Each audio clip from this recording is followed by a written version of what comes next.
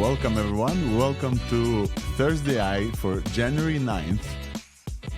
January 9th, second week of January. My name is Alex Volkov. I'm an AI evangelist with Weights and Biases.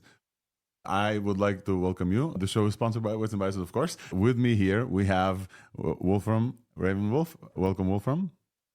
Hello. Hello. Thank you for joining. We're going to have an exciting show today because we're going to talk about everything open source. For those of you who are new who are joining, we here week to week giving you up to date about everything that's new and exciting in the world of AI. If you haven't caught up on anything this week, don't worry, we've got you. Our motto here is we stay up to date so you don't have to. We've been doing this for close to 2 years now, which is very exciting. Our focus is open source AI, big companies and APIs, a lot of voice and audio and video and different things, a lot of multimodality lately as well. Recently we have agents. I see our friends from Crew AI here in the crowd as well. Shout out to João, who we had a great conversation with last week. So if you haven't listened to this, I encourage you to listen to our chat with Ro. Everybody's talking about this year is being 2025 is being the year of AI agents. And if you don't want to miss our conversation with one of the leading, if not the leading agent framework and company Crew AI. So if you haven't listened to that, last week was a conversation with João from Crew AI.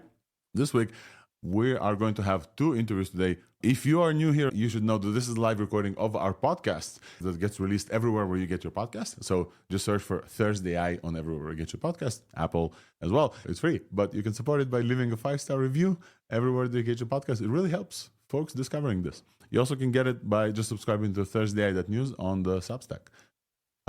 Yeah, that's it. I think that's the intro, basically. And we're here from week to week. The only other thing I will say, Weave is the sponsor of the show. Weave is a LLM observability and evaluation tool from Weights and Biases. Those of you who follow the show know what Weave is all about. I want to shout out Dan Max specifically, listening to the show, using Weave. More of this, please. Listeners of the show who like Weave and talking about this publicly, that's great. Weave is all about LLM observability and evaluation. I will give you more news about Weave following.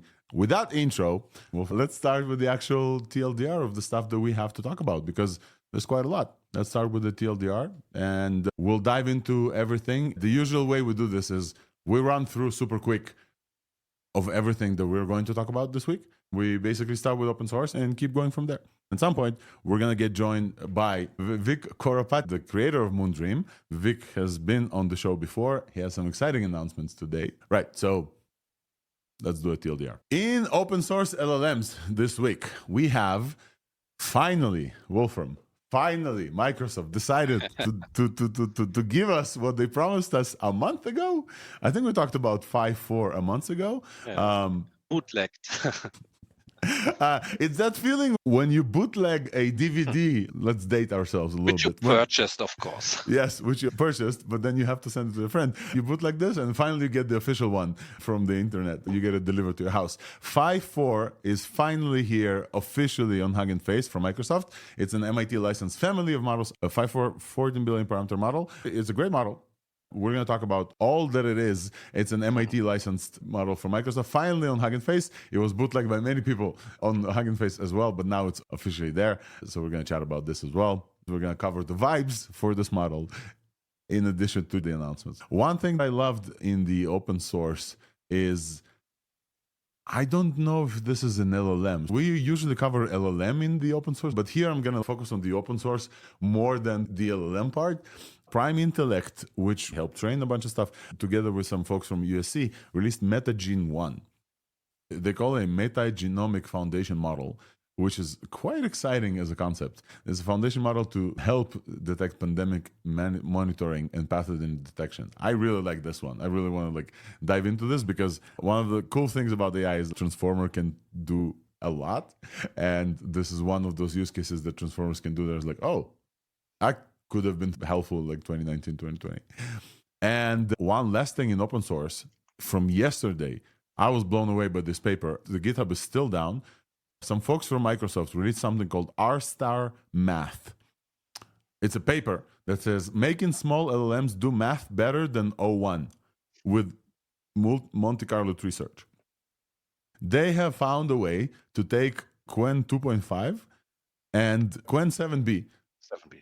And turn it with some Monte Carlo research process Run it on AIME 2024, so competition math, and beat the score of O1 Preview. Remember O1 Preview came out and blew everyone away with, hey, this LLM does competition math better than everyone. So these folks from Microsoft said, hey, we can do this with Quen, 7 billion parameters. It's absolutely insane. So would love to chat about this. Absolutely like a great paper as well. GitHub is still 404. So this is an open source. Moving on to big companies, the stuff that we're going to talk about in the big companies area is the blog post that everybody was talking about, Sam Altman's reflection, where he casually dropped, hey, we confidently know how to build AGI now, so we're refocusing, and our next focus is ASI. Yes, Sam Altman reflected on other things in the blog post, like getting fired from his job on like a casual Friday. One of the main things he talked about is we are okay with AGI. We're confident that this year AI agents will join the workforce. Would love to chat about this. That was crazy. Also, multiple OpenAI people started just like openly talking about just like seriousness of AI appending everything in the open. So definitely the switch feels like it's happening this year for OpenAI folks. It's definitely a thing. We have to talk about NVIDIA's big show at CES with the releases and some updates, including Project Digits, a new compact supercomputer priced at $3,000, which is insane. If any listener of ThursdAI thinks that this show is important enough to support such that they want to send me an NVIDIA Project Digits, I will DM you my address so that if you want to support me with the Project Digits, it's a supercomputer that runs a Blackwell superchip that supposedly can run a 200 billion parameter model LLM locally on your desktop. It's crazy. One for me, one for Wolfram. If I can run the assistant that they also showed, I think those are useful as well. Yeah. And they also announced that a Neumatron family of models is going to come at some point. We already had some Neumatron. We have to discuss what they actually announced there. Hopefully, Nistan will join us as well after we wakes up. Also, some announcements from XAI. Space Uncle Elon Musk was live gaming, where he said Grok 3 finished pre-training and is now in post-training, in fine-tuning. And also, Grok releases a standalone iOS app. In this week's Buzz category, I talked about weights and biases. Our course, our Evals course, our amazing Evals course is live. You can go and take it now. Last week it was not live. Now it's live. It was released yesterday. It's great with Paige Bailey from Google and Graham Newbig, the guy who I just talked about from All Hands, is now live. It talks about LLM evaluations. And also our 2 new events are next week. We'll chat about those as well. Now, the hot category that we want to talk about, vision and video. NVIDIA did actually release some stuff in open source. NVIDIA released Cosmos, like 2 general things. They call them world foundation models. They released them on Hugging Face and everything. It's crazy what they released there. So we're going to talk about those. They have text to world and video to world. They generate physical AI for robots, simulation for robots. So we're going to talk about those. And then also upcoming Moondream announcements from Vic that is going to join us and talk about Moondream announcements. We have folks who are saying NVIDIA Cosmos is fire, and I agree. I think it's super cool. NVIDIA also had some announcements about agent frameworks and agent running frameworks. It was very cool to see a square behind Jensen. Jensen stood and there was like a big... All right, we're going to talk about this. We're still in the TLDR space. Voice and audio, which is a favorite category of ours that we cover because we just love this. I think, Wolfram, this is a you and I's passion generally. You just told me about Kokoro, so maybe you say about this one super quick. Yeah, so that is a model that I saw the announcement yesterday on Reddit, and it has been online, I think, a little longer. But it's a small model. It's 82 million, not billion, just million parameters. And on the TTS arena, it's on the first place and ahead of the models that were my personal favorites so far, XTTS V2, for example. And there's a demo online as well. We can share the link and put it in the show notes. It is a great model in multiple languages, English, French, Chinese, and Korean. Not German, unfortunately, so please. But definitely one to check out because it's small, it's great quality, and I think it's very important when you want to do TTS locally. And hopefully we'll play some audio clip if the opportunity arises. Baidu has released Hello 3. Oh, Halo 3, which is a like generative portraits or animated portraits with lip sync as well. We've been talking about Halo a while. I think Wolfram, you're running Halo as well. Also, some other love friends it. of ours running Halo. It's pretty cool. And this one is supporting backgrounds, animated backgrounds as well. It's pretty dope, actually. Baidu together with, I think, another university as well. And that's pretty cool. We're going to take a look at this. And then also, ByteDance released latent sync lip syncing. It looks like a state-of-the-art lip syncing model. It looks super cool, honestly. So this is in, I actually don't know where to place this. This is like audio, video, it's somewhere in between. But the state-of-the-art lip sync model, I believe it's also very well licensed. It's great to have a state-of-the-art lip sync model. And I think that's pretty much it of the things that I wanted to cover. I think it's time for us to get started with open source. I see one of the authors for the MetaGene foundation model in the audience. Ollie, if you want to join us, if you want to join and talk about MetaGene, I would love it if you help us and chat about this because I found it super exciting. Let's get it started.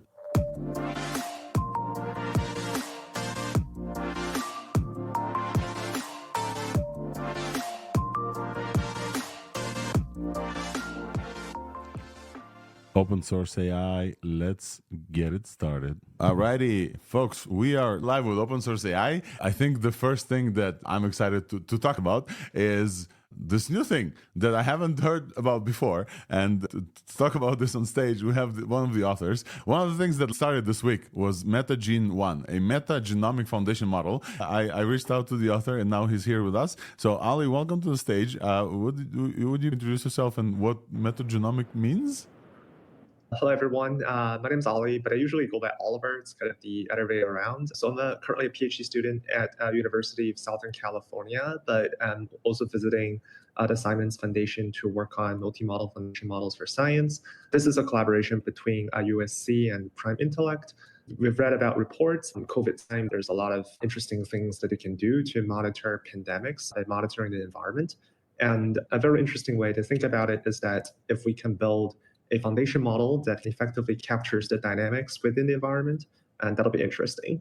So we did a little bit of research and find that maybe sourcing metagenomics from wastewater or like from a biome is one of the most accessible way to get a massive amount of data, which is, as we all know, fuel to train a good foundation model. We collaborated with some partners from MIT, University of California, Irvine, and the University of Missouri to collect data from wastewater sites. We have like about 15 trillion base pairs, but we only train on essentially 10% of them. And we also mixed in some multi-species genomes and pre-trained a 7 billion parameter foundation model. The model works pretty well outside of the box for this type of anomaly detection tasks. It also seems to be pretty capable, which we find to be pretty surprising on a lot of the zero-shot embedding performances on data sets or distributions that the model has not seen so much before. So yeah, we're pretty much excited about it, and we're collaborating with some domain scientists to expand the anomaly detection framework and all that. Super excited to be here as well. Thank you for joining us. How often is transformers used in this field? Is this new? Is this fairly standard? What is the novel contribution to this field from what you are training? Is this a new attempt at collecting data that you're releasing? What's the open source angle? Give us some exciting details about what you were able to achieve, and also why only 10%. I know I asked you like 17 questions, but feel free to choose any one of them and just give us some answers. For sure. Those are great questions. So I think the first motivation is that, so genomics, using genomics to pre-train foundation model is not new in a sense that there's a lot of people that has been doing, for example, genomics research that uses, for example, mammalian genomics to pre-train a model. But I think our model differs in a sense that our model is, I think, in its current state, the largest model out there. And the other thing is that our model is, I would say that one of the few decoder-only models that are being used. So that comes with a lot of benefits. So I previously worked on things in mechanistic interpretability, and find that essentially there are a lot of things that encoder-style models doesn't do well as much as decoder-style models. And it actually performs pretty well even on embedding-style tasks, which we're pretty excited about. And the other thing is that just because GPT-style models has been so popular, there's a lot of good infrastructure that accelerates inference, accelerates embedding. And this actually allows us to do benchmark, do testing, and do model serving. It's actually a lot faster compared to some of the encoder-style models that are being scaled to a similar size. The third thing is that this will serve as a foundation as we're talking to some of the other collaborators, providing us different distributions of genomics to continue to pre-train the model. As we've seen the model perform quite well on many new types of distributions, we're trying to build a true foundation model that not only incorporates metagenomics, but also other types of genomics. So yeah, we're pretty excited about that. In terms of why 10%, that's more of a compute constraint. For example, XYZ amount of budget, and this is the total amount that we can train on. It is about 1.5 trillion base pairs already, so the model can only continue to grow with more data. There's more data there. You just need more compute. Is that what I'm hearing? Yeah, it's like an academic thing that we apply for grant and we try to train a model, and this is like the only thing that we can fit on our budget. Magical things happen when folks come to ThursdAI. They ask for compute and compute appears. Feel free to reach out and ask the community. It may help. I want to ask about one of the benchmarks that you've tested for, human microbiome benchmarks, human virus benchmarks. Can you talk about those benchmarks? We don't often talk about those. We talk about human eval, MMLU, and LLMs benchmarks. What are those looking at? Is this pathogen detection? Could you explain this to some folks who are like never heard about what this model is trying to achieve? This whole field is new to most of us, so be patient and explain to us like what are those benchmarks testing for? Is the ability to detect a virus in a environment?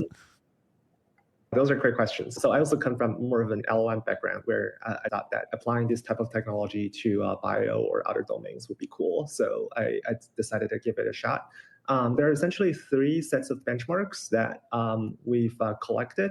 The first one is probably the easiest, but also most relevant to our interest is pathogen detection, meaning that when we train a model, we only train on 10% of the data. And when we're doing evaluation, we select some of the wastewater samples that are collected outside of our training data from a different time frame, from a different location, sourced from a different sequencing technology. So this type of sequencing technology can give you different estimates or reads of ACGTs so that the distribution could vary a little bit. And then we run it through some classical pathogen detection pipeline, which is essentially like some dictionary mapping approach where it says, okay, so if this type of sequence maps to some notion of human infecting virus, such as COVID or other types of viruses, then we'll just flag it as 1. And if not, if there are other types of genomes or non-viruses, which is labeled as 0. So essentially, this is a binary classification data set designed to assess whether a model could perform in a data efficient way, transferring to different types of distributions for performing pathogen detection. So that's the first benchmark. And the second one is to essentially evaluate the general embedding capability of our model. So for that, we really just take a zero-shot approach. We scan through the internet and see some of the available data sets that has labels from genomics attached to it. And what we do is just that we label, so we pass it through MTAB. So this is the LLM benchmark that evaluates the embedding capabilities. So we essentially build a fork on top of it and feed our model, as well as some of the leading other models, such as nucleotide transformer, DNA BERT to it. And since like our model performs quite well out of the box, even if the distribution has not been seen during pre-training. Awesome. Yeah. Definitely MTB is something that we're familiar with. What exactly are you embedding? What you're searching through genomic space? I'm trying to understand that. So the scope that we put for our MTAB, we just call it Gene MTAB, is pretty broad in a sense that we have some virus classification, meaning that you have different, for example, several types of viruses. And your goal is that we want to have a representation that we want to project your input sequence into so that each virus should form its own cluster. So this would be some notion of sentiment analysis or news classification that, so, okay, this is sports news, this is politics. And you have this kind of binary detection to say whether this is a virus at all. So this is like a binary classification, and also species clustering. This is actually similar to sentiment analysis as well. I think this is very interesting that even if it's just a zero-shot thing, the model still seems to perform quite reasonably out of the box. Yeah, that sounds super cool. The fact that it's also an embedding model sounds super cool. Oliver, thank you so much for joining us. We have to move on because we have a bunch of stuff. I just wanted to give you some time also because I found it very interesting. Not necessarily an LLM, but a new attempt, and also the fact that you guys released it in open source. If folks want to help you get more compute, folks definitely should follow Oliver at Ollie Liu. Oli Z Leo on Twitter, and Prime Intellect, also folks that we love and know that help train a bunch of models as well. Thank you for joining us. We're going to move on. Feel free to stick around if you have other comments. The next thing we need to talk about, folks, is Phi-4 finally got released to the open source. Wolfram, we've been waiting for this. We know about this model already, Phi-4, because December 12th was the actual announcement. I took a look. In AI time. Ages ago in the AI time, so nothing else there. We want to say also, LDJ, welcome to the stage. How are you, man? What are we thinking about Phi? What are the vibes since then? Because all of the testing has happened. It's interesting as a litmus test of the AI community's kind of excitement based on newness of an announcement versus evals or something, because nothing new was happened. The same model was released on Hugging Face. It was available in Azure before, throughout all this time. The same model was available on Hugging Face since then. But the announcement, hey, Phi-4 was just announced and was released, has happened. And now, again, people are talking about the vibes for... It's very interesting that the announcement picked it up again. The fact that, and we're also here, we're also part of this world, basically. There's so many models... There's so many choices to choose from that even just an announcement from a big company, a big name, a familiar name, creates an interest spike for folks to just go and test something. Despite that something may not be as good or as bad as something else. Is this better than Qwen or DeepSeek and comparable size? I don't know. Is this important? Maybe. But the fact that this model was out for a month and now it's only on Hugging Face, is it newsworthy? Probably. I think the only thing that matters to me is MIT license, honestly. The fact that now we know for a fact that you can download this model and use this, whereas previously it's bootlegged and you couldn't know necessarily that you could use this in context. I think this is the thing that I want to actually report on. Folks, Alex from ThursdAI is now telling you officially, Phi-4 has been released on Hugging Face with an MIT license. That means you can use it for commercial license, for commercial purposes on your products on production. Before you had to go to Azure. That's the announcement that was new. Now, in terms of evals, it's the same model. They didn't keep training this, right? We're not missing anything there. In terms of evals, it's the same model that we got a month ago. It's still, what is it? 80.4 on math and 80.6 on 84.8 in MMLU. It's still 10% better than Phi-3. It beats Qwen 2.5 at 79. Yes. Wolfram, what are the folks saying in terms of vibes on this model? The thing with Phi models have always been that they were much better in benchmark than in actual use for many people. Usually you see amazing results in the benchmark and then you use it personally. I'm seeing the same because we benchmarked it now that the official version is there. And it is amazing for that size. It is really doing well. And I've been using it and they are getting better all the time. Last Phi 2.5, that was not as good, of course. It's the advancement. So the new one is much better and in German too, which is amazing at that size. I have seen some repetition issues that you usually see. I made some notes about the problems. Temperature is a big aspect of that model because it reacts very, very sensitive to temperature. If you put it at 0, you get a lot of repetition. If you put it at 1, it has been very crazy in a way. So you have to fine tune and balance it that way to find the proper things. And I think it's worth checking it out, definitely. And yeah, it's a good thing that a small model that many people can run is open source and available and is doing so well. But you really have to benchmark it for your own use cases. Don't just go with the scores. Check if it works for you. And I'm still in that process, so I can't say it's great or not, but I'm liking it. But I've never been a small model guy. The biggest model you can. That is my recommendation always. LDJ, what's your take on Phi? From the vibes and generally yourself?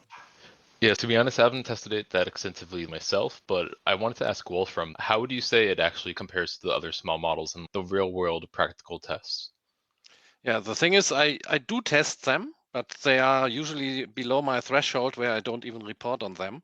So there have been recent releases of smaller models and I did test them. I didn't put them on my chart because they were below the 50 score in my benchmark. I think it is one of the models you really have to check out and test. So it's a recommendation for me because it is doing good in the benchmarks. And my personal vibe check, it was good as well. Not as good, of course, as the models I usually run, the big ones. So it's relatively good. If you are going for a small model, check this one out. Okay. If it helps you at all. I hope. The usual vibes from Phi models, as far as I remember, are that they're great on benchmarks, and then in real world scenarios they fail for many people. That has been the meme about Phi models. Now it may have changed, because if you guys remember the original Phi models, Phi-2 and then Phi-3, they were released as like small models, really small models. Calling a 14 billion parameter model small, it's not in the area of small. This is 2 times the Mistral 7B. I know we're remembering Phi as a small model, but this is 2 times Mistral 7B. Like, we're expecting this model to be very good, and the expectation is there. And I don't know, I'm expecting a lot. I want to focus on some other stuff that they talked about in the model card and paper. They say, we also know that while Phi-4 can function as a chatbot, it has been fine-tuned to maximize performance on single-turn queries as well. So that's also one limitation. They added some limitations, some other limitations that they talked about as well. It has context length of 16,000 tokens. The training data is very interesting. The general training data for Phi models is textbooks. This is the main thing about Phi. The whole thing about Phi is textbooks. They started going very strong about very high quality. Jan was talking about this on ThursdAI. Very high quality synthetic data based on textbooks, and like achieving very high results in smaller models. We're no longer in the realm of smaller models, but a long time very good models. And now they've got to almost 10 trillion tokens training data size, and a lot of it is synthetic. It's been trained off of GPT-4, I believe. One thing that I noticed during this release, somebody asked them on Hugging Faces, are you releasing the base models? They said no, because of safety reasons. It's like the whole point of fine-tuning and open sourcing is that folks would like the base model, and we only got instruct versions of Phi, so we didn't get the base model as well. And yeah, Wolfram, you mentioned multilingual. I think they mentioned that it's not intended for multilingual use specifically. Like they said, like only 10%. Very well. Yeah. So it's really good, but you notice that the translations are literal, not. Yeah. And about the safety, I can only say that I did some censorship tests, and it has been really uncensored. I didn't see anything where the model would refuse what I've been testing. I don't know how the base model would be any worse than that. But it's, their prerogative, of course. It is a slow week in AI when we're talking about a model that was already released. One of the main things that in open source, that's almost open source, it's a paper, and it's about to be open source from Microsoft. I keep checking this GitHub link and it's not working. It's called R* Math. It's a paper from some folks at Microsoft. It's a paper that talks about how to get small LLMs mastering math reasoning with self-evolved deep thinking. I found it super cool. Basically, these guys took a bunch of small models, such as Phi-3 Mini, which is a very small model compared to this 14 billion parameter Phi-4. They took Qwen 7B and Qwen 1.5B, and then used Monte Carlo tree search through a space. They added processing on top of this LLM, guided those small models and got them to think and get to a point where those models are doing the math benchmark and the AIME benchmark, so competition math, AIME 2024, Olympiad bench, college math, and OmniMath, all of those tasks at incredible levels. When I say incredible, 90% at math compared to 15% before this process. OpenAI's O1 preview does 85.5% at math. O1 Mini, for some reason, does 90. I don't know why O1 Preview does less than O1 Mini. AIME, which is the competition math, Qwen 7B with this process of R* Math, with this like Monte Carlo research process, does 53% on the AIME competition. Finishes 53% of the, I believe it's 100 questions, so it does 53% out of them. O1 Mini does 56% of them. This 7 billion parameter model, Qwen 7B, does as well as a reasoning O1 Mini. This is crazy to me. It just came out yesterday, and I'm thinking that whereas 5 months ago, we were like, oh, LLMs can do math. Then OpenAI came out with reasoning models that can solve math, and people were like, okay, math is solved. And now small LLMs, Monte Carlo research, can do math as well. I found it incredible to believe. LDJ, what are your thoughts on this? Have you seen this release? Yeah, I checked it out, and to address the O1 Mini thing, it was confirmed by OpenAI that O1 Mini was trained on more of a distribution of kind of being more narrow to STEM, so like math and science, while O1 Preview and O1 is meant to be more general. So it makes sense that O1 Mini is winning in some math things there. In the benchmarks for the paper, they also show Quen and how that's already also like pretty much comparable the 32B QWQ model from Quen. Yeah, that's also around O1 Preview, O1 Mini level. The main interesting thing here is the fact that they were able to get this 1.5B model in this paper to such abilities. That's probably the most impressive thing, but it seems like Quen and others are not too far behind in working on similar methods. The hope is, and the reason why we're covering this in the open source area is that this is going to get released at some point. When these folks released it, the paper has a link to GitHub. That GitHub does not exist yet, which is sad. Someone replied to me and said, hey, can you access the GitHub? No, it's not there yet. The jump from Quen 2.5 from 58 to 90, this is with this process. In Phi-4 Mini, 3.8 billion parameters. The jump in this math benchmark is from 41% to 86% with this competition. This is incredible. One thing mentioned in this paper that I also wanted to talk about is the emergence of intrinsic self-reflection capability. In reasoning models, when the model makes an error, it recognizes the mistakes and can self-correct with the correct answer. One of the reasons why reasoning models are so good is that you can backtrack in the process of thinking. In the chain of thought reasoning, the reasons why the chain of thought is so good with LLMs that you instruct it, like, think about this step by step, solve your reasoning, etc.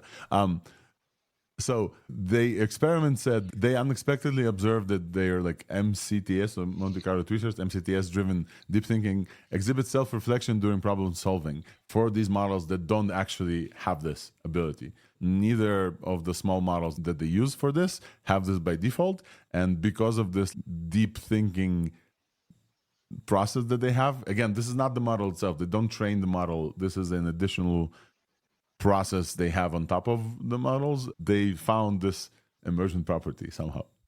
I find it super cool. We're waiting for the code, and then we're going to test it and see if this is replicatable. And if it is, it's going to be super cool. LDJ, go ahead. I remember Nathan Lambert from Allen AI mentioned in his blog post about some of the recent work they did around Tulu v3. He noticed that when they let the reinforcement learning, like their reinforcement learning process, keep going for longer than they would usually run it, it would also actually develop, like without any extra inference mechanisms or anything, like just within the chain of thought, it would develop this like self-reflection of being like, oh, wait, did I just say that? Wait, no, maybe it should be this. And you'd also see like that similar O1 type behavior emerge. So I think we're going to see more papers showing these things emerging and caught naturally. So 2025 is the year of AI agents, but also the year of reasoning. We're focusing on those two. I think that is very exciting. Quen 2.5 can do math at competition levels without the reasoning thing.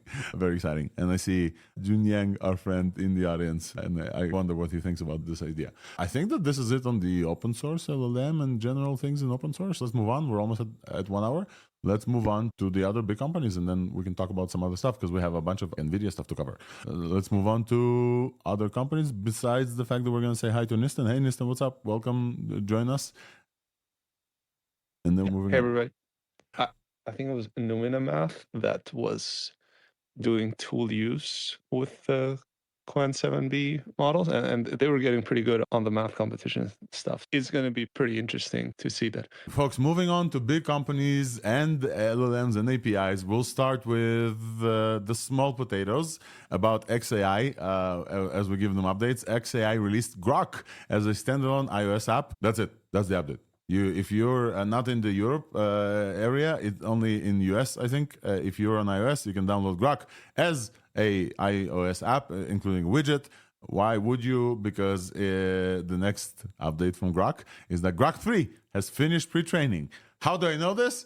Because some of the folks who always retweet Space Uncle and say things, oh, he just confirmed things, they confirmed it. And I went to try and find for you guys the source of how they know he confirmed it. Finally, somebody gave me the source. They are watching him game. While he games, he sometimes answers chats. When somebody asked him, when Grok 3? Because if you guys remember, we were promised Grok 3 in December. Grok 3 the next iteration of Grok XAI's foundation model is supposed to be one of the biggest base foundation models ever trained. Grok 2 was trained on 15,000 H100s, almost 10x. Grok 3 is trained in Memphis supercluster, the biggest single supercluster in the world. So it's supposed to have been finished in December. It's finished training, and now it's in post-training or fine-tuning. We're waiting for it, and it's supposed to launch this month. This is the update. And the iOS app is going to probably support Grok 3 as well. So this is why you would download that app if you want the standalone. So you don't have to go to X to play with Grok. Although I do think, and I've been talking about this, Grok on X is actually super useful. It's one of the best integrations of AI into a thing that I know of. So it's really useful. I keep using this on multiple posts. I keep clicking the XAI button, which recently changed from the little thing into their actual logo. It's annoying. Sorry for the little rant. Something like OpenAI and renames and makes a new line of models. But I don't think so with this. Moving on from XAI, we are moving on to Sam Altman and the jolly good bunch at OpenAI, because Sam Altman released a blog which everybody liked and clapped and were very happy. A blog that talked about his reflection about OpenAI. One of the main highlights of this blog was a very specific thing where he talked about ASI, basically. Sam Altman said, we are basically confident that we are, that we're okay with solving AGI, and we know how to solve AGI, and we are on our way to solve, we're focusing on ASI at this point. I think this is big. I think it's a huge statement that was on the way of making the blog. Here's the actual quote. We are now confident that we know how to build AGI as we have traditionally understood it. We believe that in 2025, we may see the first agents join the workforce, quote unquote, join the workforce, and materially change the output of companies. We continue to believe that great tools in the hands of people, great blah, blah, blah, blah. Then, he says, we're beginning to turn our aim beyond that to superintelligence in the true sense of the word.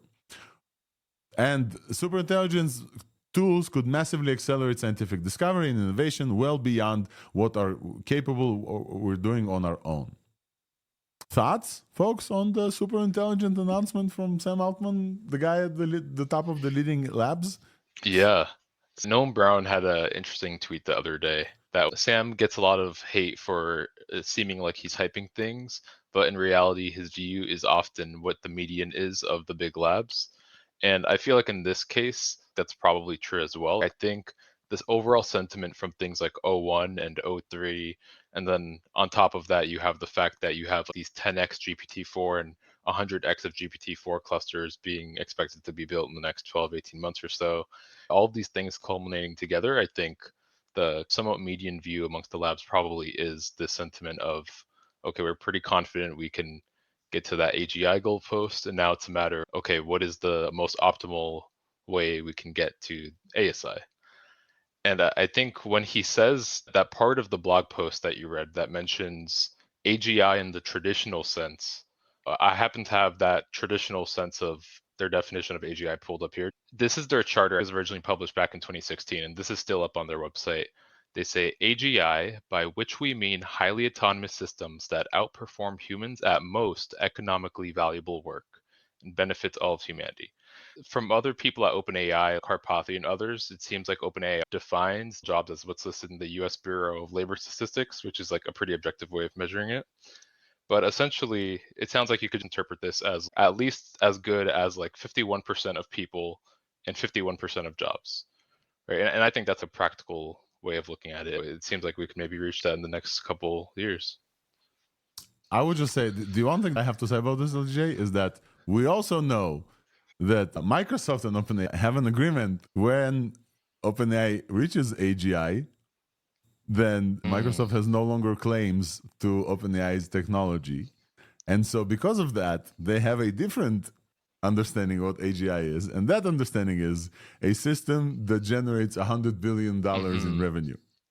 That is completely different Yeah, from what I you think just said. personally, for contractual reasons, when you really think about it, like obviously the point at which, like what I just described, the point at which that's achieved is probably not at the same point at which it's actually adopted in 51% of jobs, right? There's probably going to be a decent gap there. And it's a question of how do you even know if the system you have is capable of doing 51% of jobs by those specifications, right? I think it probably is practical to measure it in terms of if you do build such a system, it is reasonable to say that OpenAI would then or should then be able to make $100 billion like sometime soon after.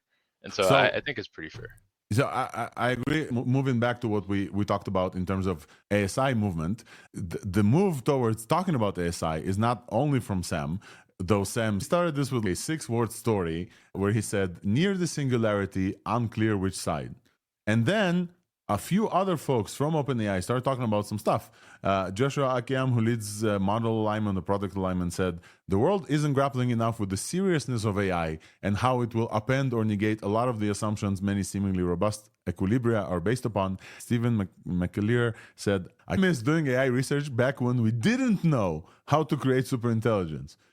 Does this mean they know how to create superintelligence and we're just waiting for this? Remind you that Ilya left and created Safe Superintelligence Inc., SSI Inc., and he knows he has a straight shot at superintelligence as well. There's a big difference between knowing how to do something and being able to do it. I think saying we know how to do AGI, let's concentrate on ASI, is a bit of a premature move, I would say, because there is no AGI available to us, at least yet. And they haven't released that. They haven't done it yet. Maybe they know how to. But as we all know, when we work with AI, we often get the 80% instantly. And then the remaining 20% to get where we really want to go is where the whole work is. So maybe they are at the 80% and say, okay, just 20%, we can refocus. But the last 20%, that is where we really have to do the integration and use the tools that are there. The puzzle pieces have been there already. We could have built it yet, but nobody has fully built it yet. They should probably finish what they started first, is my opinion, before they refocus. Folks, I like how everyone here talks about AGI and then goes off to troubleshoot that NumPy dependency by hand again. I troubleshoot X-space issues specifically myself. But yes, NumPy dependencies and CUDA dependencies. Folks, we're moving on from ASI to very realistic specific things. We need to cover the NVIDIA stuff super quick. NVIDIA had a whole thing on CES. Jensen came out in a new leather jacket that looked ridiculously cool. He came out with a big shield type thing that looks like a DGX, whatever. NVIDIA announced some cool things at the CES announcement. Specifically, I want to talk about a few of them. They announced a range of consumer video cards. The bottom 5090 is performing as the top 4090. Also important that 90% is AI generated. Like we're going towards every pixel you're going to see is going to be generated, not rendered. He's been talking about this for a while. Project Digits is a compact AI supercomputer that they've announced that is going to cost $3,000, supposedly, the base entry. The other one is going to cost probably more. It's quite something. It's going to be powered by the GB10 super chip on the Grace Blackwell architecture, and it's supposedly going to run up to a 200 billion parameter LLM on your desktop. Isn't that something? We are here at ThursdAI talking about small models, local models running on your machines locally, on your Macs, whatever. Jensen, here's a thing for 200 billion parameter models that you can run at your home. And we're like, oh, small models though. No, 200 billion parameter models. Not only that, if you buy 2 of them, you can run Llama 405B at your home. Which is crazy. Thoughts, folks? Wolfram, you're gonna buy one? I built my own AI PC and I put 2 3090 GPUs inside. Systems that you can stack and at work as well for local use in the company. A bunch of those would be perfect for a local data center. Vic, what you think about those? It's pretty nuts. I'm curious what the power requirement is going to be. Because if it's anything near reasonable, I'm going to be spending my life savings purchasing these devices. I looked at the comparison to the Mac Mini and Mac Studio, and I tried to see what is the minimum price that you can get like a Mac with that amount of unified memory, and it's about $4,500 you'd have to pay for a Mac Studio to get at least 128 gigabytes, even with the lowest configuration. This looks like a really good Mac Mini and Mac Studio competitor, basically, especially since the bandwidth, they didn't announce the bandwidth yet, but me with some other friends, we speculate that it's probably around the M4 Max bandwidth. So it's comparable to that while probably being significantly more flops in terms of floating point operations per second. So it looks really good. 1 petaflop of AI compute is what they promised. 128 gigabytes memory. This seems like a good thing. We'll see the responses and how much power it uses. Listen, go ahead. It's not VRAM. It's just like regular DDR5 memory. So it's going to be really slow on that. And you can't escape the watts. So if it's only going to be maximum 75 watts, there's only so much power that you can get out of that. Yep. Now, these things are going to sell out completely because it's the cheapest NVIDIA GPU that you can get with 128 gigs of memory. And the CPU side, nobody really cares that much about it. On the H200s that have an ARM CPU, there are some problems with the drivers, but this thing is coming out in 6 months. So it's going to be likely well supported by that. Apple now finally has a competitor. The only other cheap option was to get the Mac Mini, which only can have up to 64 gigs of RAM. These things are going to sell out either way. Pretty sure immediately. The other thing that Jensen announced that's pertain to us and AI stuff, besides Cosmos that we're going to talk about later, is LLAMA Neumatron language foundation models. NVIDIA LLAMA Neumatron language foundation models, that's a mouthful. Those are open models optimized by NVIDIA, basically fine-tunes of LLAMA, that they're going to release. They have released before, but those are new ones apparently. They're going to release the LLAMA Neumatron Nano, fast one, LLAMA Neumatron Super, with balanced compute efficiency, LLAMA Neumatron Ultra, highest accuracy model for data center scale applications. They have announced them. They're going to be powered by NVIDIA NeMo in their data centers. No release date announcement, besides the fact that developers can also use those as part of their AI workflow and agents workflow, which was also announced together with Crew AI, LangChain, Llama Index, and Weights and Biases Weave. And they also announced this in their blog release as well, which I found amazing that we're up there with those incredible folks. All those 3 models, we're waiting for those evals. No evals yet, no release date yet. They did say they're going to be open models. So that's the only thing we know. Crickets. They did release some open models. We're going to talk about them afterwards in the vision and video category. A lot of those, because the ones we had were very good for small models. They were really amazing, much better than Phi and the others. And they collaborated with Mistral for the releases. I really look forward to them, and I think they will be important.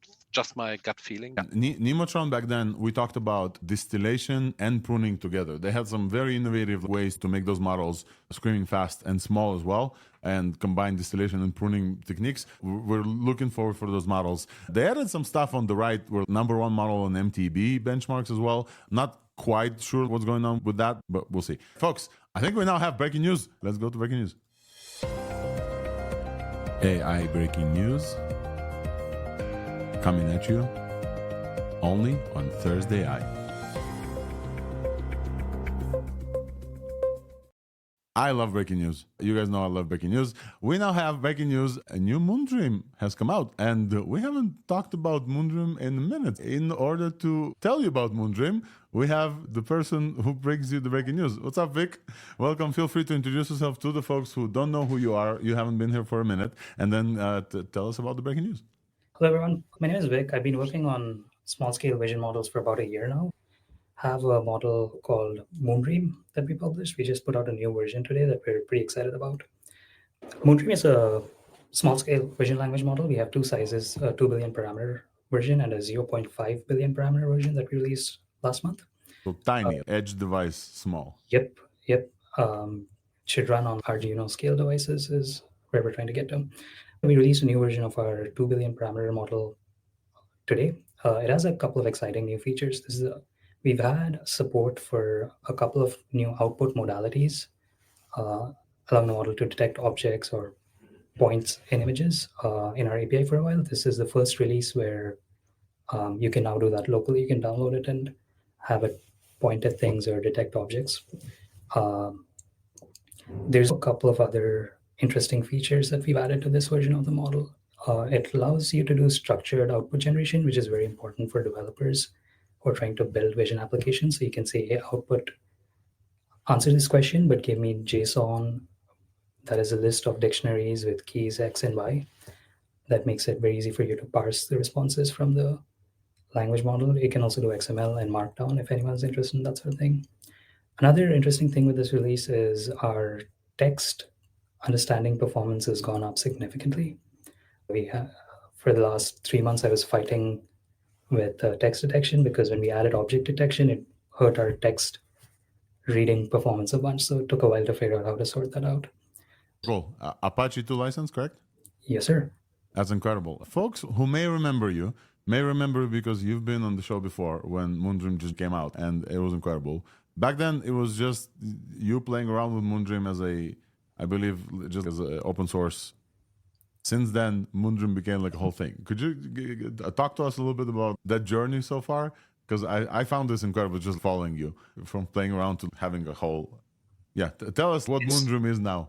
It's been an interesting journey. Yeah, at the start, I was trying to build diffusion models, and existing captioning models were a little frustrating. So I was like, let me just try to do my own and see how hard it is. That was the first Moondream release. It was small because I trained it on a couple of 3090s I had at home. When I posted it on Twitter, it blew up for a reason different than what I was expecting. I was like, this is a shitty model, but maybe someone will find it interesting or give me a job. Posted it online, and a bunch of people are like, hey, it's interesting because it's small, because there's a bunch of applications I wasn't able to do with big vision models that I'm now able to do, like process video or run it on edge devices. So I decided to spend a couple of weeks continuing to work on Moondream, and yeah, it's turned into a company now. There's 7 of us working on building this, as well as services to help you fine-tune it, deploy it on edge devices, etc. It's incredible. There's a company called Moondream, and you guys are building services around this, and now releasing other open source models, a continuation of Moondream as well. That's incredible. What are the new capabilities? Tell us again. So pointing as well. I saw a cool gaze detection thing. Could you tell us about this? That I found super cool as well. I don't have it on our demo here, but if you search for Hugging Face Moondream account, you'll be able to find it. Yeah. There was another model that came out called Gazelle, Gaze-LLA, that I found really interesting. It basically lets you take an image and say, hey, where are the people in this image looking? Super cool. I think there's a lot of applications, especially in sports and distracted driving, etc. Since we already had our point detection feature, it was relatively straightforward to go in and add the feature to the model. It's interesting how well it worked with very little training data. There was zero tuning done, no augmentations, etc. The model just learned. You're just seeing an interesting example of generalization too. Like it was trained on 0 anime gaze detection images, but because it's a general purpose VLM, we're able to see some degree of generalization here. And people have also noticed it can see where their pets are looking and all sorts of other interesting things. First of all, folks who are listening, we're looking at a video of gaze detection. This is a frame-by-frame gaze detection that Correct. you did and stamped into a video, right? It's not a video model. We're talking about a vision model specifically. What's happening behind the scenes? Because the vision model, you're also outputting the dot because you have that capability? This is actually for each frame, we do a couple of different calls to Moondream. We first detect all the faces in the frame. We get those bounding boxes. To detect where each face is looking, we take a random point inside that box. I think we actually take the center and prompt the model again. Hey, where is the person at this location looking? The model outputs a point, and we do that in a loop for all the faces and draw it back on that frame. But yeah, as you said, it's operating on a frame-by-frame basis. There's a lot we could do with introducing some sort of temporal consistency here where the model can see a couple of previous frames while it's doing prediction.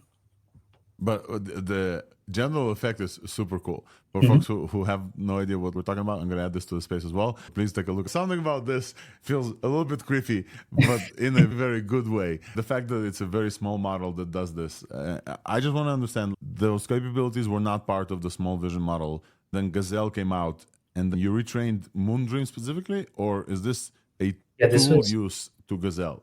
We took one of the training datasets that Gazelle trained on and added it to the Moondream fine-tuning mix, and it worked. So from now on, Moondream is now with this capability based on Gazelle's dataset, because Gazelle is also open source. So this is now just another evolution of Moondream. I had this thesis where in the language model space, there's a lot of convergence. Pretty much anyone doing natural language processing is using an LLM, and the LLM is generating outputs. But in the vision space, there's still a lot of fragmentation. You use a different model for segmentation, for gaze detection, for visual question answering.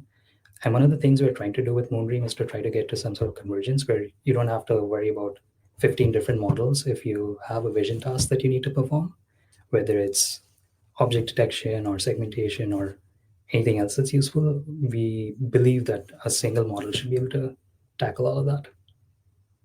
That's incredible. What are some of the folks, you said you guys are also doing like services and fine-tuning. What are some of the folks using it for? You mentioned multiple things for gaze detection. I don't know, detect distracting drivings in real time as well. Because it's a small model, can run on edge devices. What are some folks are using Moondream for specifically?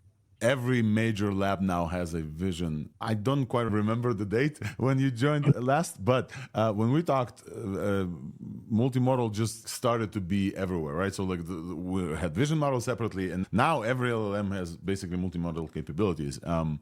Still, there's a place for small models specifically. And you came to it from the other side. Now you're saying you have language capabilities that are better. Could you talk about some use cases specific for this versus running an API to OpenAI with vision?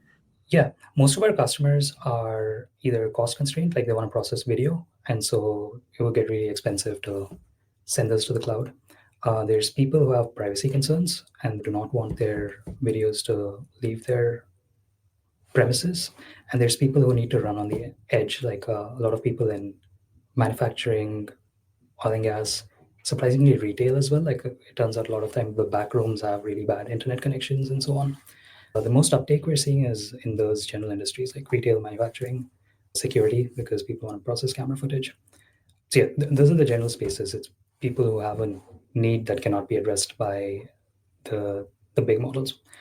One of the cool things we did with our 0.5B, like 2B is still big. You don't really want to run it in a situation where it's consuming battery in a remote device and you don't have power.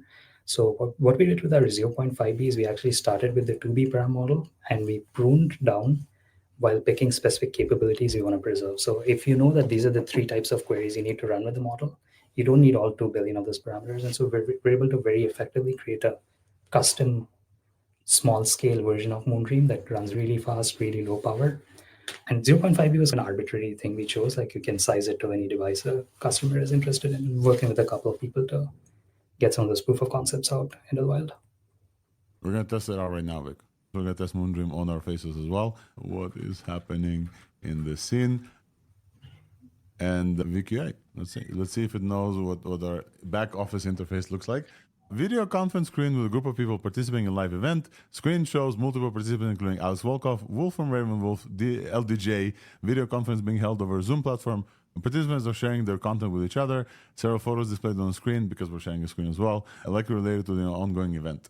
It's really funny because it's self-referential because we're showing Moondream to Moondream as well here. Vic, thank you so much for joining us. Anything else that we forgot to mention or ask you about Moondream that you want to mention or shout out to the team or anything else that you want to talk about? I think we about covered it. Thanks for having me on again, by the way. It was Jan of last year, so it's January. been Yes, it's been. We're in the recap of last year. Last week we talked again with the crew. Now we're lapping a year. But yeah, very excited. Thank you for having me. Always welcome, dude. Always welcome. Congrats on the new release and the fact that this is now a company. It's incredible to see folks who are starting with open source and then turn this into a company and keep going open source. So this was, again, Apache 2, a new release of Moondream. Congrats. We appreciate that you keep doing open source. Folks should definitely check out Moondream. It's incredible that it's a tiny model, runs super fast on edge. You can now make it even smaller with the set of capabilities you want. And the fact that it now does all these things, it's quite incredible. Folks, definitely go and try this. There's a lot of interest there. Absolutely. With that, I think we're moving on because there's a bunch of other stuff. Thank you, Vic. Folks, I think it's time after an hour and a half to tell you that we'll do a little reset of the space. This show is called ThursdAI, and it's sponsored by Weights and Biases, at which I am an AI evangelist here.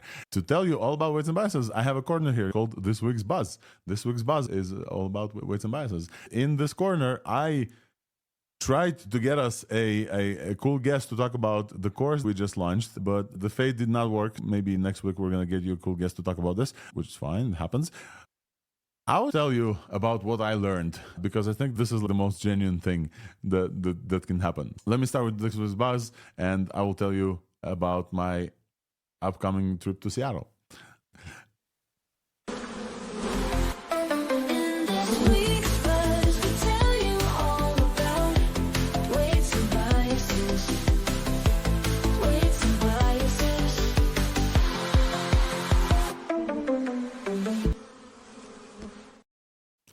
Welcome to this week's Buzz, a corner of the show where I talk about weights and biases and everything that I learned about weights and biases. And the most important things that I have to share with you today is that our new Evals course is live, and you can find it at 1B. It's very easy. I'm going to put this on the screen for you and also add this to the space as well. It's a Evals course with participation of co-hosts Paige Bailey from Google and Graham Newbig from All Hands, a company that runs OpenHands, which is previously OpenDevin, which is a AI agent framework that tries to go and do what Devin does, but openly for you and using open models, and super cool. So hopefully we'll get Graham come back to the show. Graham was on the show talking about OpenDevin also a year ago, which is super cool.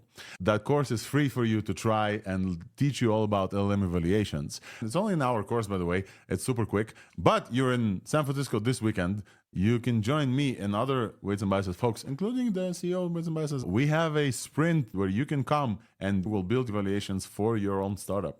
That's super cool. I'm going to add this to the show notes. You can join us at our office on Saturday, and we will help you build out evaluations for your course. As you understand, we're all about evaluations. On Monday, together with ThursdAI, I'm going to Seattle to run a workshop on LLM evaluations. Here's what I want to show you. I want to show you my preparations for the workshop. I'm not done yet. I'm almost done. I want to show you this. I prepared this explanation of LLM evaluations. This is the culmination of the workshop. I want to share with you, the tool is called Weave, LLM observability and evaluation, starting with one line of code. Yes, you know about Weave if you listen to the show. I want to tell you that during the workshop building, I downsized the explanation of why would you run evaluations, why it's very important, into two main pillars of what I'm explaining. And I want to show them to you super quick because I found them very helpful and distilled. And I want to distill and send this knowledge down to you. And this is what I'm going to teach in the workshop. And I wanted to deliver this to you as well. If this interests you enough to say, hey, Alex, why don't you do this workshop online? Let me know. I'll do this online as well. Basically, building robust LLM apps with observability and evaluations in 2 minutes. Number one, you have to keep looking at your data. I think this is like Hamel Hussein and Eugene and all those folks who talk about LLM evaluations. They keep hammering on this point. You have to look at your data all the time. If you don't look at your data, you don't know what's going on. For this, you have to trace all your LLM interactions. We help you do this with Weave, very easy. You have to understand what works and what doesn't work when your LLM app is in production, where your agent runs in production, where your RAG app that runs in production. You have to understand what your users are seeing, and you have to be able to randomly spot check what works and what doesn't. For that, you need to collect feedback and annotate. Collect feedback from your users. There's a reason why there's a thumbs up and thumbs down on every chat application, ChatGPT, Google, wherever you go, there's a thumbs up, thumbs down, and collect feedback. If you're not leaving those, by the way, be a good citizen of the LLM world and leave those. But if you are leaving those, good for you. If you're a developer, you should have those on your app. It's very important for you to collect feedback. Some users will leave those for you, and this will be the most important traces that you will have. The reasons for this is because after you collect 10,000, 100,000 lines of traces, those will all look the same. The most important ones are the ones that your users will tell you, this is good, this is bad. Those will be the ones that you will care for. After you know what works, what doesn't, you need to compile a data set of things that work for you and things that don't work for you. Why do you need this data set? This is the most important thing for your LLM in production. This data set will be what you're evaluating for. You know, we talk about LLM evaluations in the broad sense. Wolf from Ravenville here, we talk about LLM models that come out all the time. Human eval, MMLU, all those. It means squat for your LLM application for your business because they're generic, they're broad. They don't mean shit, sorry for swearing, about your LLM application because yours is very specific to your business. You have unique business needs for your application. Your data set is unique to you. You need to run evaluations for your data set. Your data sets in your business are unique and specific to you. You need to compile those from real applications of users and annotated by your users in production. So you need to collect feedback in data sets. That's step number one. Look at your data, compile data sets. Then step number two, you need to continuously evaluate on those data sets based on whatever prompts you have in production. You need to always make sure that what works and what doesn't, you keep iterating until it works. There's three methods of grading those evaluations. There's the programmatic way. You basically run some tests like unit tests. There's the human in loop way. you hire some people, or you as a developer, or if you have a big company, you go to scale and pay them millions of dollars to hire people. And there's LLM as a judge. LLMs are great at grading other LLMs. It's crazy, but they are great at this. So those are the three main methods, and in the workshop we go about all three of them. And there's an honorable mention here. Vibes evals are also great. Many folks just do Vibes evals. The point is, don't just do Vibes evals, do all three. There's offline evaluations, you have to keep running them. There's online evaluations, and there's guardrails. They're there to prevent your application from doing bad things on the fly. If you continue to look at your data, compile data sets, if you then run evaluations on those data sets, you are now confidently able to iterate on prompts, bring new models into the fold. Like Vic, for example, just released a new version of Moondream. Do you know if you can drop in, replace Moondream to the previous Moondream, if it performs better or worse? Vic just said they trained a new version and it performed better for some things and then worse on other things. Do you know if you can drop in, replace this new Moondream with the previous Moondream? You can confidently do this if you have evaluations. You can test new product features. This is the loop. Look at your data, evaluate constantly, then you can iterate on your prompts, new models, and product features in production. Weave from Weights and Biases can help you do all of this together. This is what my workshop is about. If this is interest you, check out Weave at 1b.me/tryweave. That has been the Weights and Biases Corner. If this interests you, let me know and give us feedback. It's very easy to get started. As I said, one line of code. And now we're back to our scheduled programming.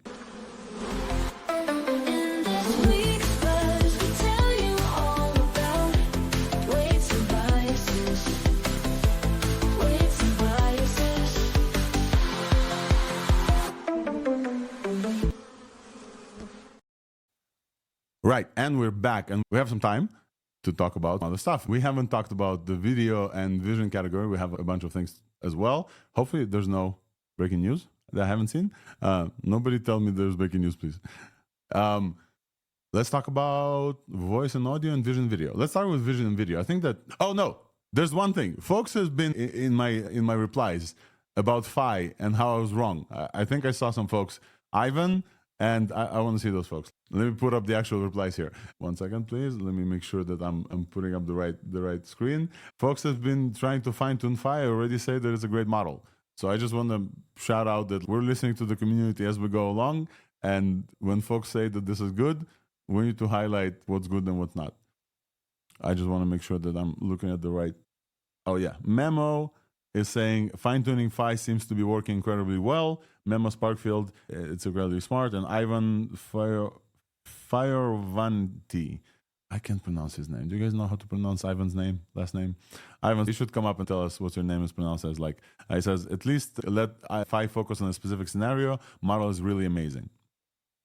We need to shout out community's feedback when it comes through. Folks are saying that the model is amazing, and then this is, yeah.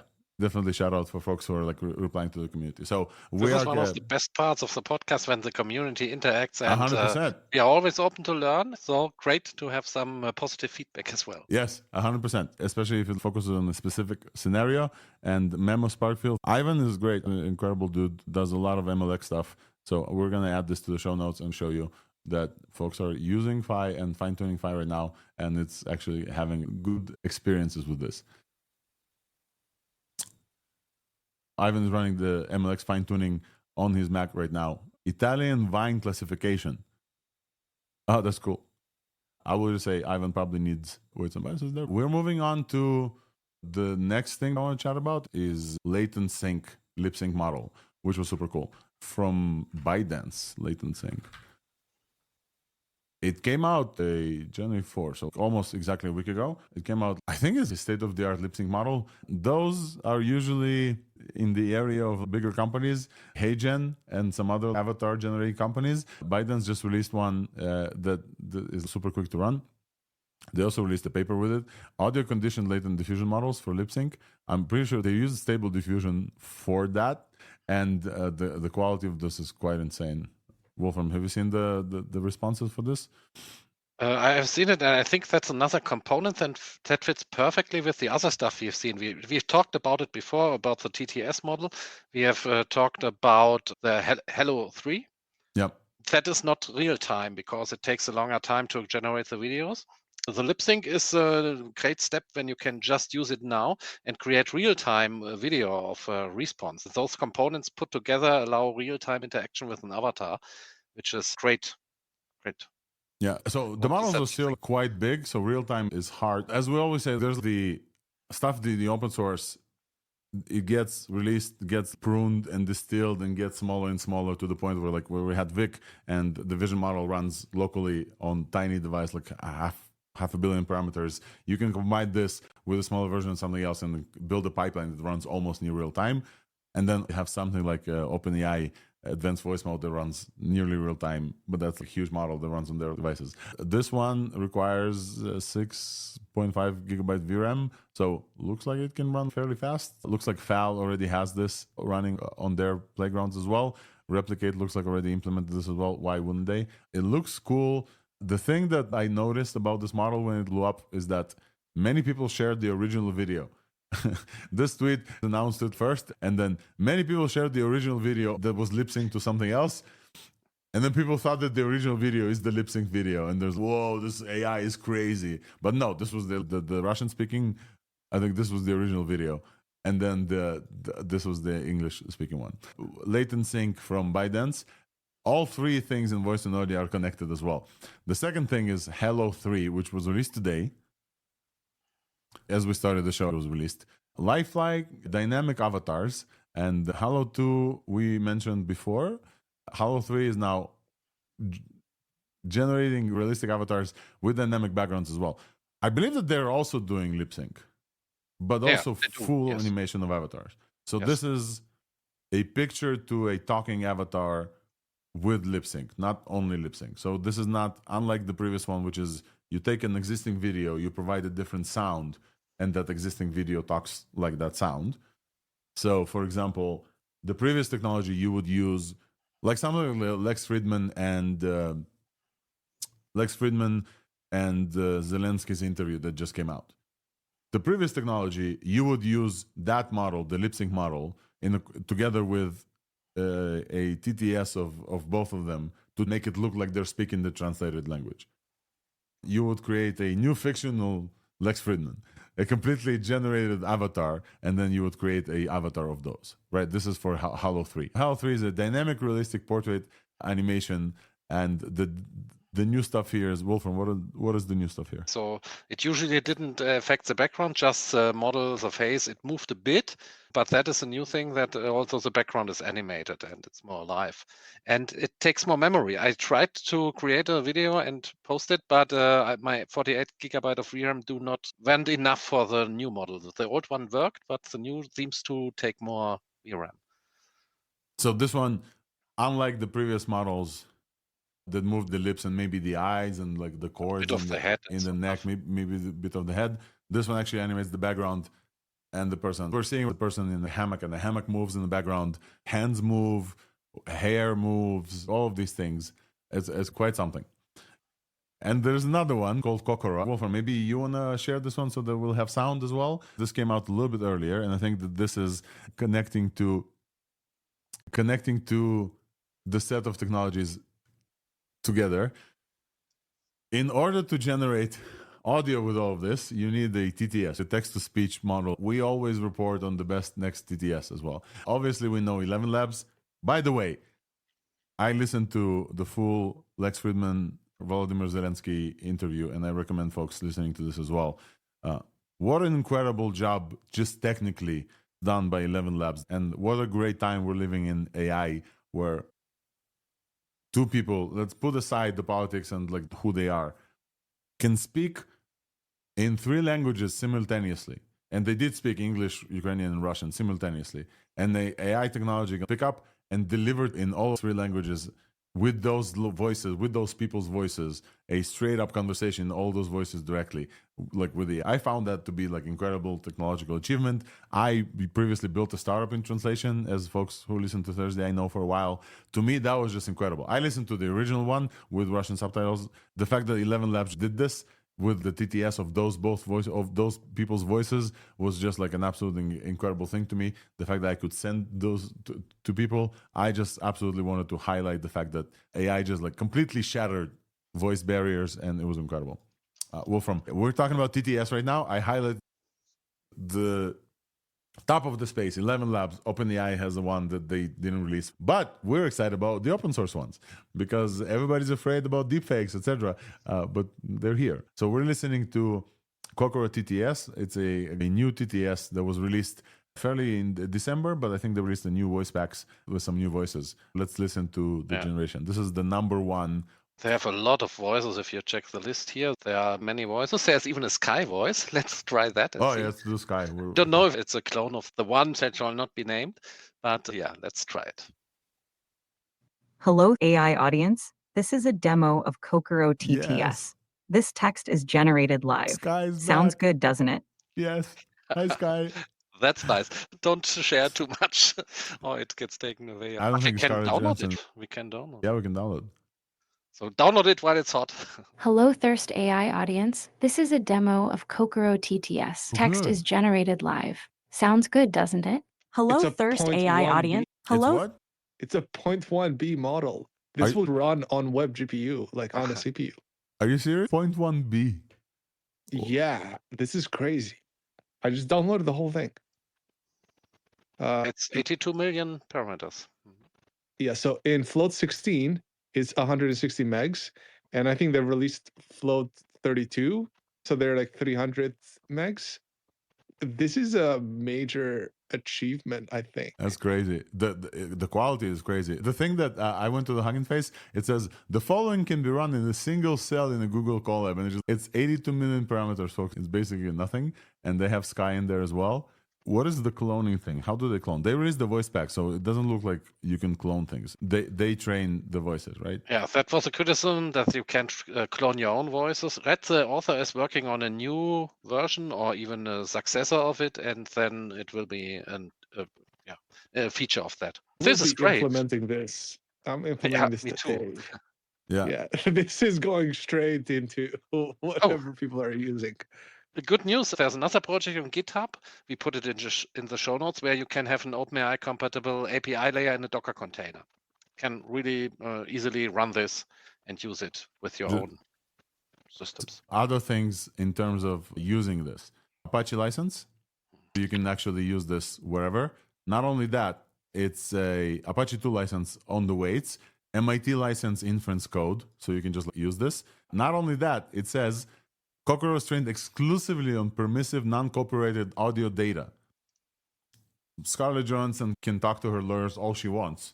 The Sky voice, I don't know how they got the Sky voice, including permissive, non-copyrighted audio data, but you're not going to get sued when you're using this because you're using this. If anybody, you can point this.